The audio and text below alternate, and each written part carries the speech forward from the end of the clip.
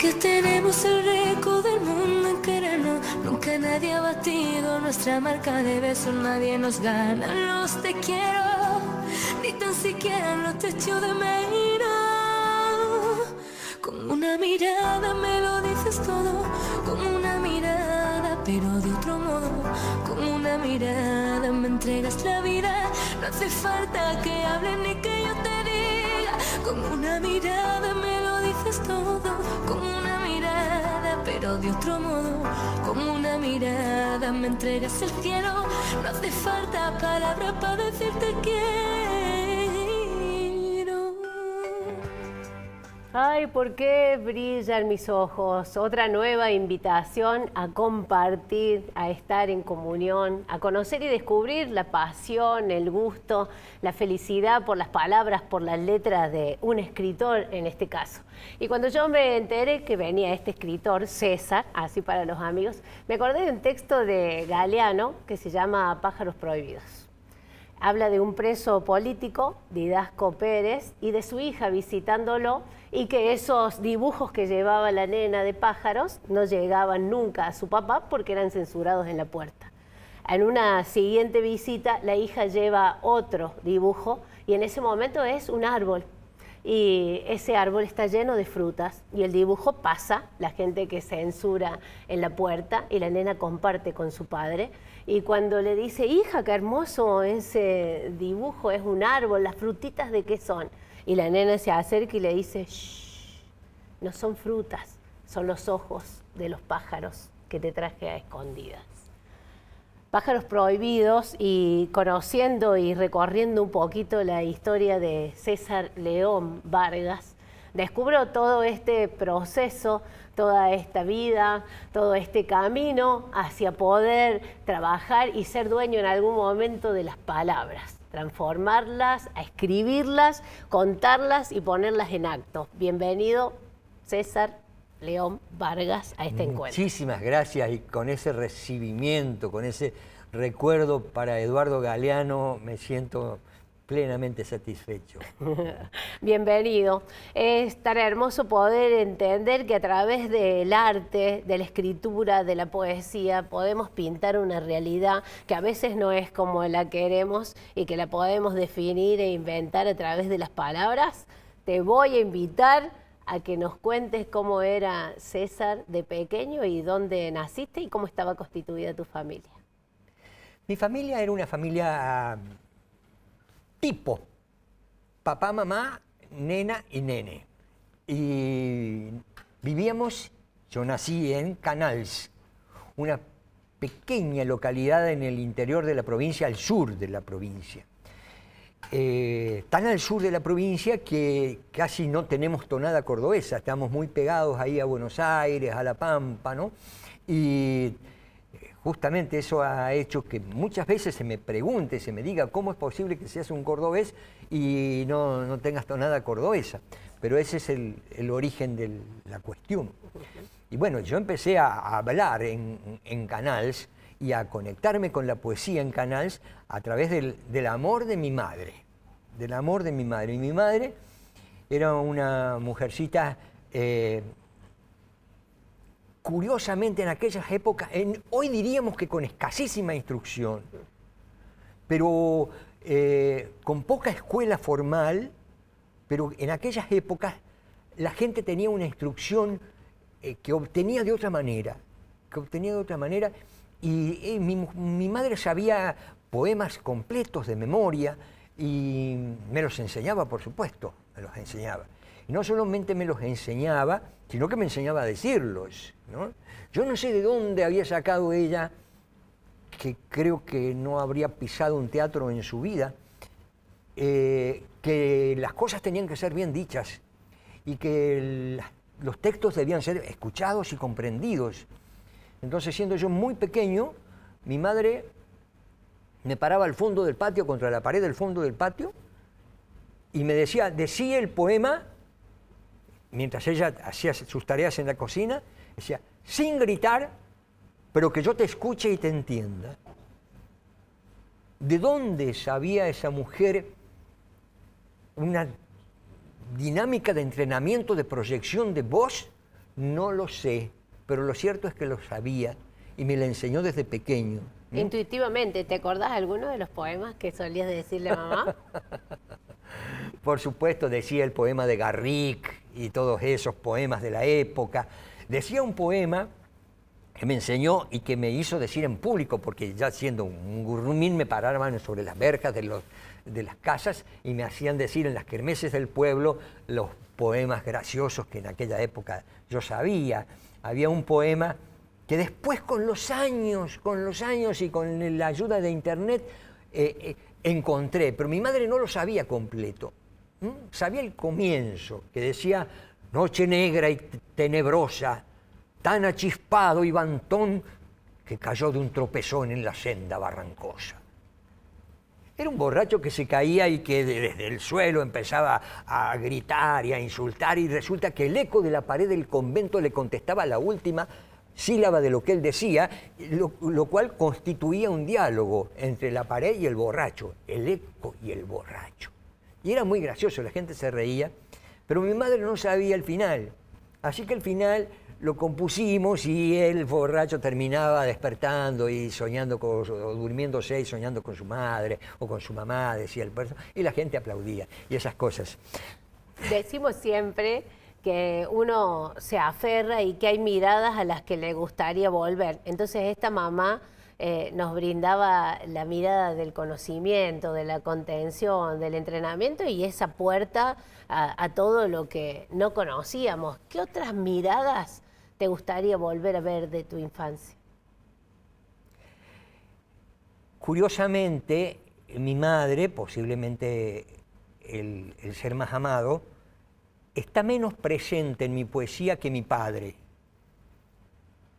Mi padre, que era un hombre simple, escribía poemas, tenía algunos poemas así en los que hablaba de la rebeldía.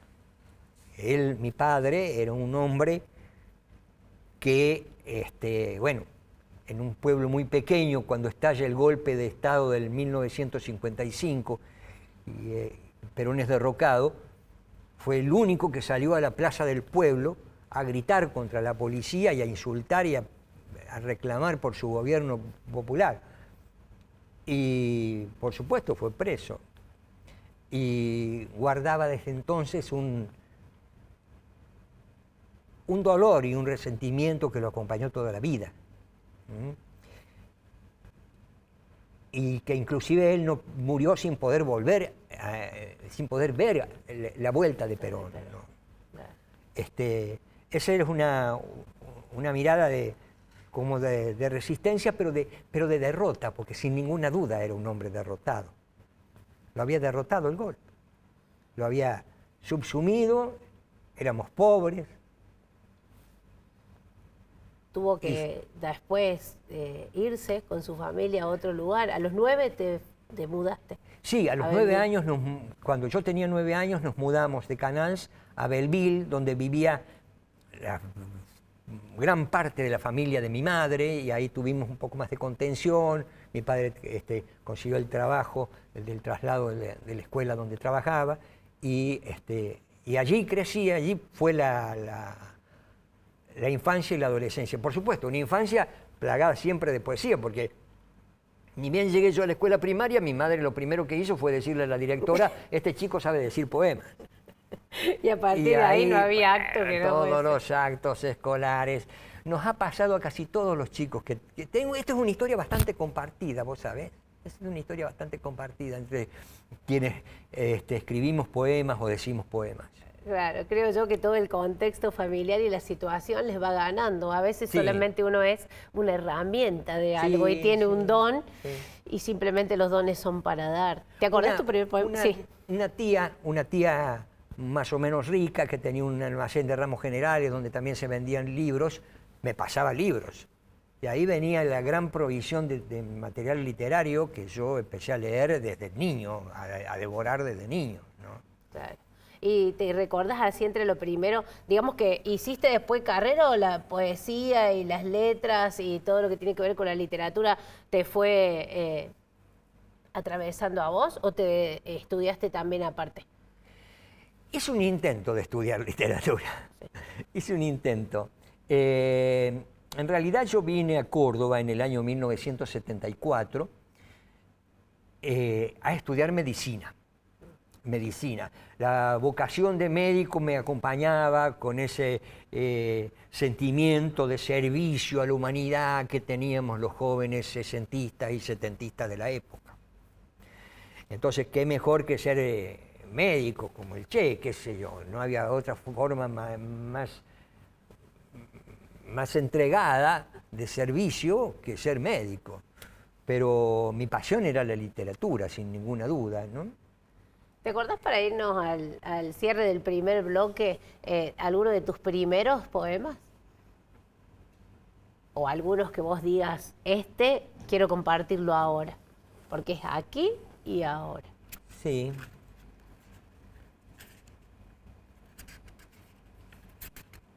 Has traído tus tesoros acá. He traído algunos tesoros.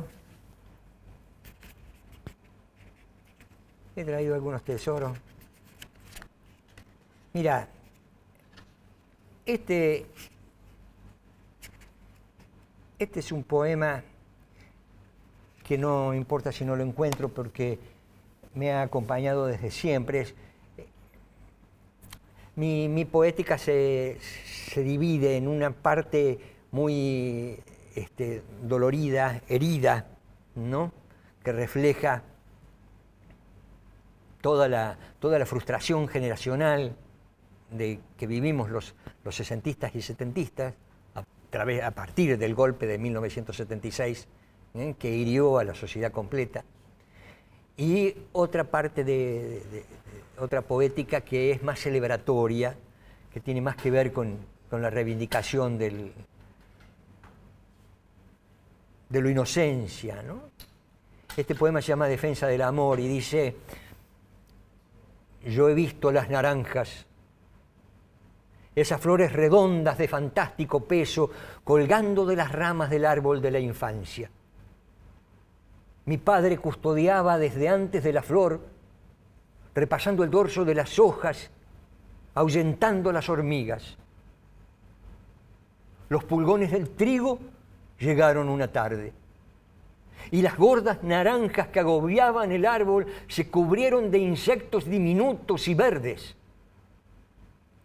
Mi padre los miraba impotente y sombrío.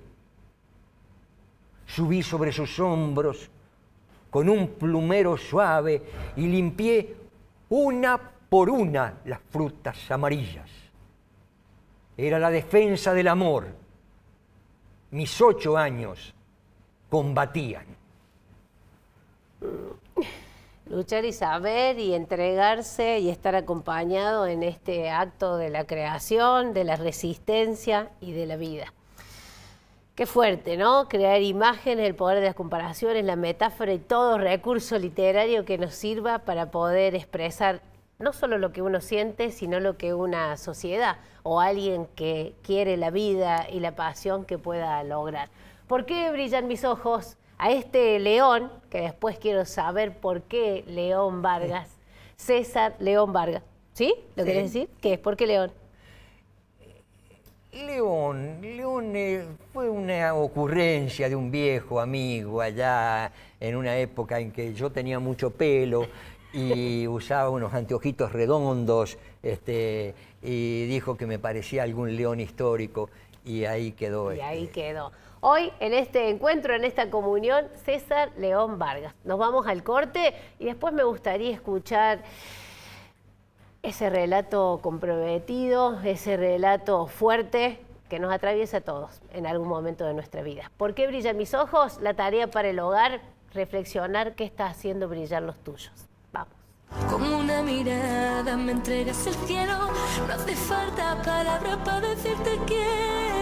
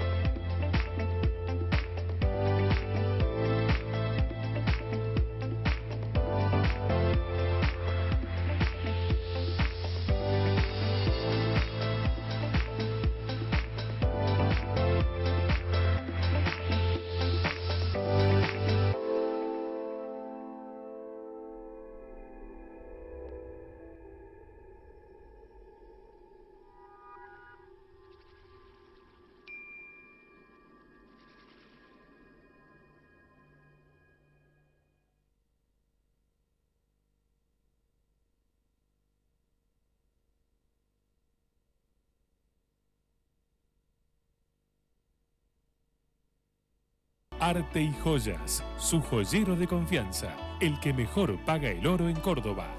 Décadas de trayectoria nos avalan. Oro, plata, platino, brillantes, tasaciones.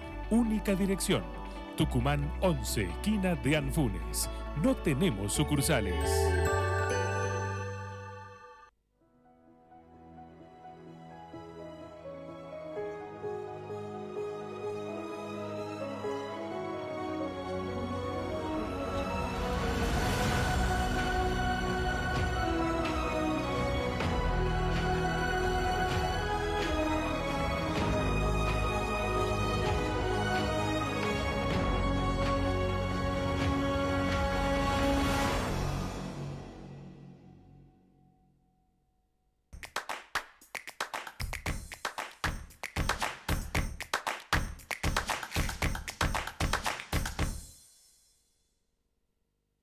Como una mirada me entregas el cielo, no hace falta palabras para decirte que...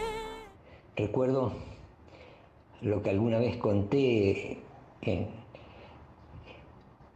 como una de las experiencias límites, haber escrito el poema más corto de mi vida, que por supuesto también lo hubieran prohibido. Ese poema tenía una sola letra. Una noche, después de un interrogatorio muy duro, me arrojaron en una celda, absolutamente desnudo, y en la celda no había absolutamente nada. Era un cubículo de cemento. Pero en el ángulo que formaban el piso y la pared, encontré un fósforo, un viejo fósforo de madera que había sido usado, vaya a saber, por algún otro desgraciado.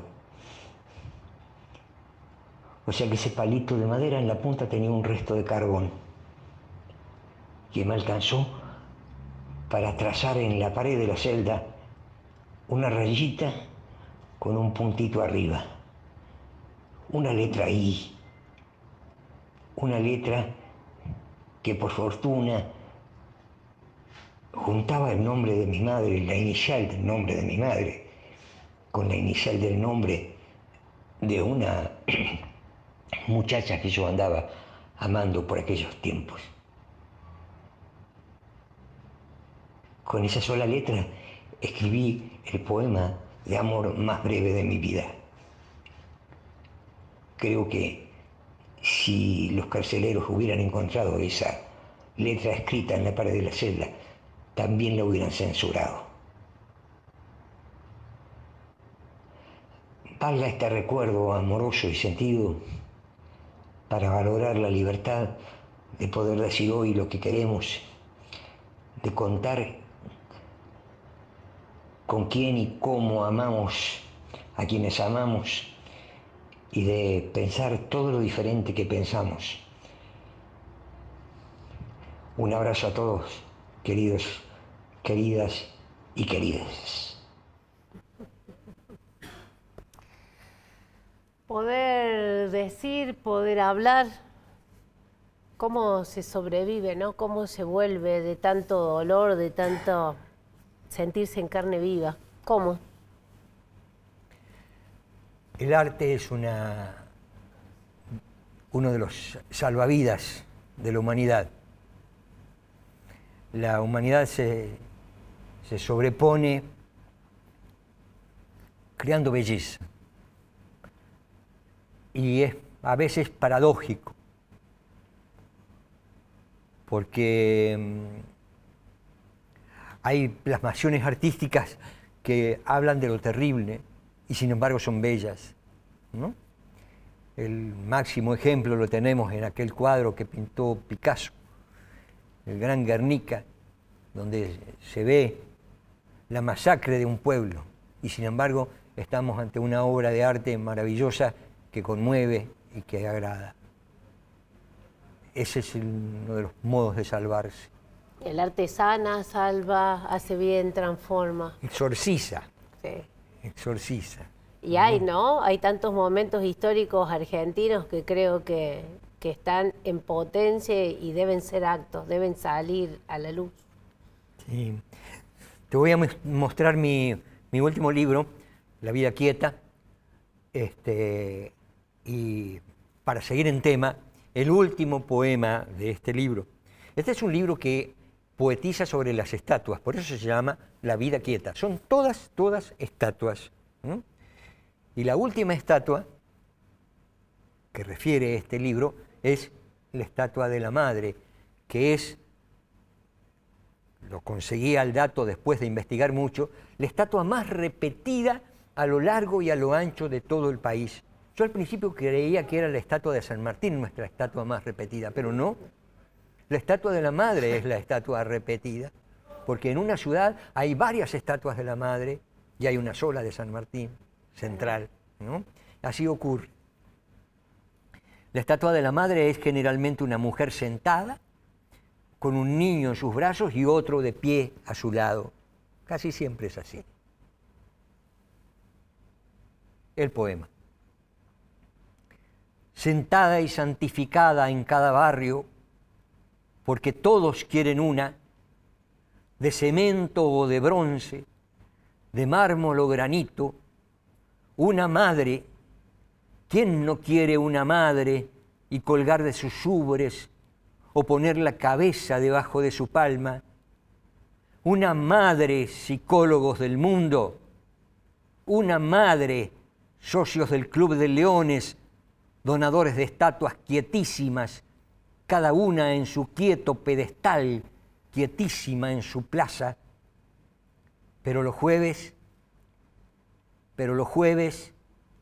ronda, monumento que rueda, arte cinético en su pañal pañuelo, un círculo de fuego es la angélica loca, su niño es una palabra blanca que le ilumina la cabeza.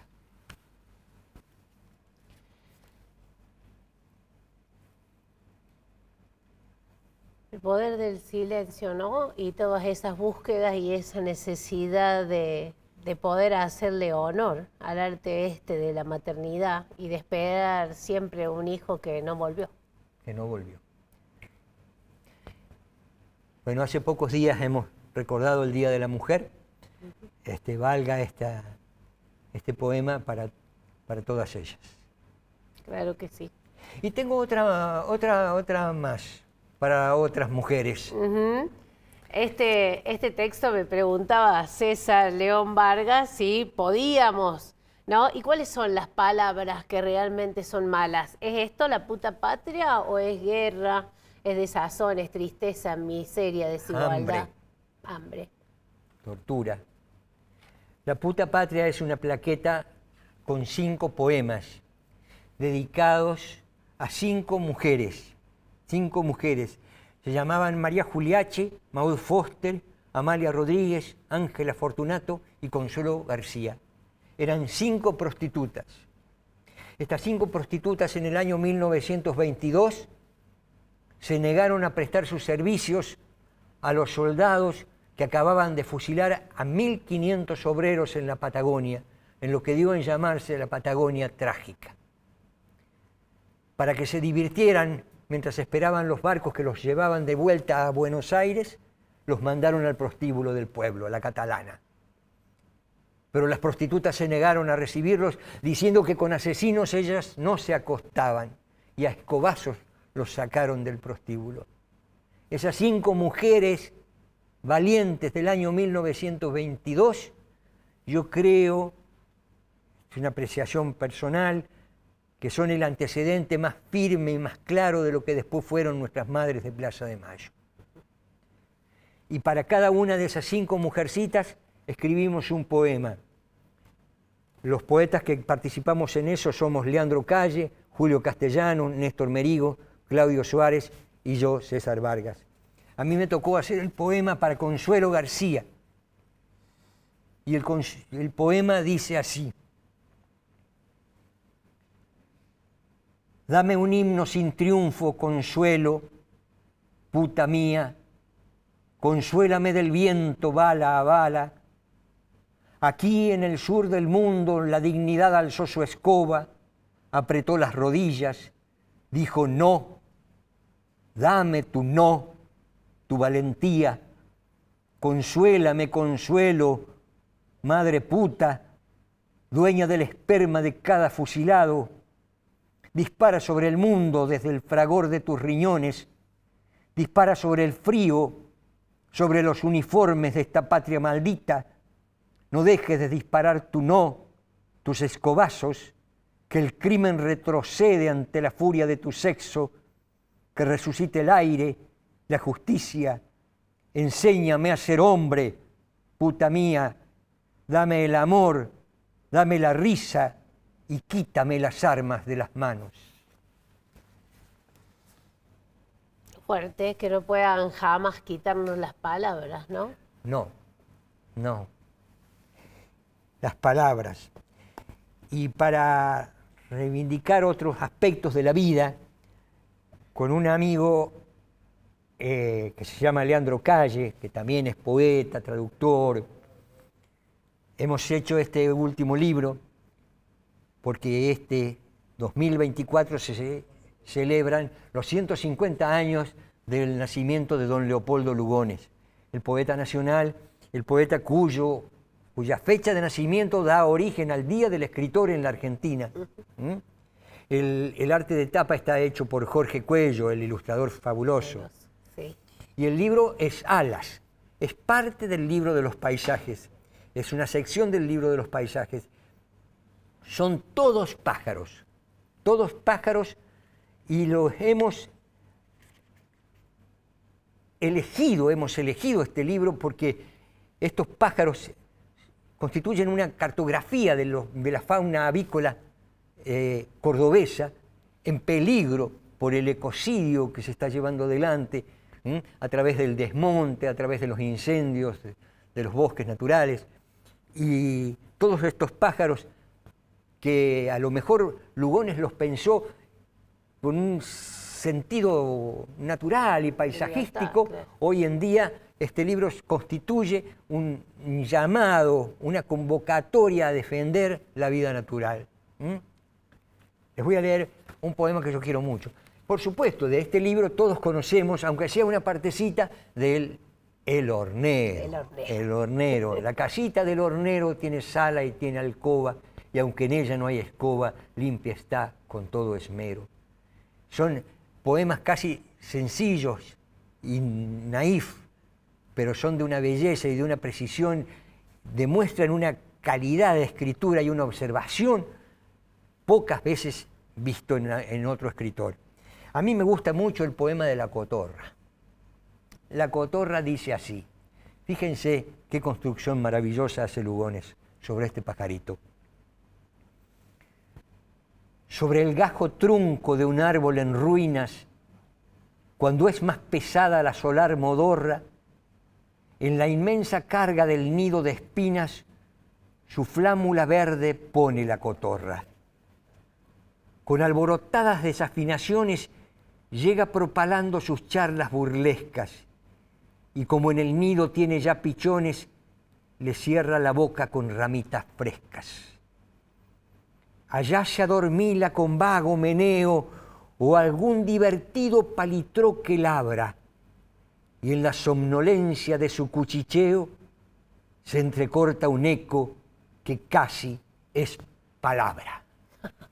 Hablábamos de las palabras, ¿no? Una belleza, las palabras. Siempre decimos en este programa y preguntamos a nuestro invitado, decimos, venimos para irnos, ¿sí? Y yo creo que un artista, que un escritor, no se va jamás, ¿sí? ¿Por qué brillan mis ojos? Nos has hecho brillar los ojos recordando por qué alguien en algún momento de nuestra historia nos leyó, ¿sí? Nos leyó y nos hizo partícipe de una historia nueva, de una historia diferente, algo que nos abriera las puertas a la libertad, ¿sí? que siempre puedas seguir este camino. Gracias por acompañarnos, por brindarnos tus dones y saber también que ahora, como para irnos, también hay un colectivo de palabras de poeta que se está trabajando y te pueden encontrar también en la Biblioteca Córdoba y en las redes, ¿no es cierto? En las redes y en las librerías. Esta es la revista Palabras de Poeta, que es una revista que se hace en Córdoba y está considerada una de las mejores revistas de poesía del país, y se pueden encontrar en las librerías del centro, en alguna en particular, pero no puedo nombrarla. Pero sí, está. ¿Por qué brillan mis ojos? Tarea para el hogar, ¿sí? Estos encuentros, cada uno de ellos, siempre sabemos cómo empiezan, pero no cómo terminan, porque terminan ¿dónde? Del otro lado de la cámara, cuando vos te pones a pensar si tus ojos están brillando con la intensidad que cada uno merecemos. ¿Por qué brillan mis ojos? Gracias. Gracias, César León Vargas. Gracias por a vos. Este encuentro. Gracias, Ana. Gracias. Nuestra marca de besos nadie nos gana. Los te quiero, ni tan siquiera los te echo de menos. Con una mirada me lo dices todo, con una mirada, pero de otro modo. Con una mirada me entregas la vida. No hace falta que hable ni que yo te diga. Con una mirada me lo dices todo, con una mirada, pero de otro modo. Con una mirada.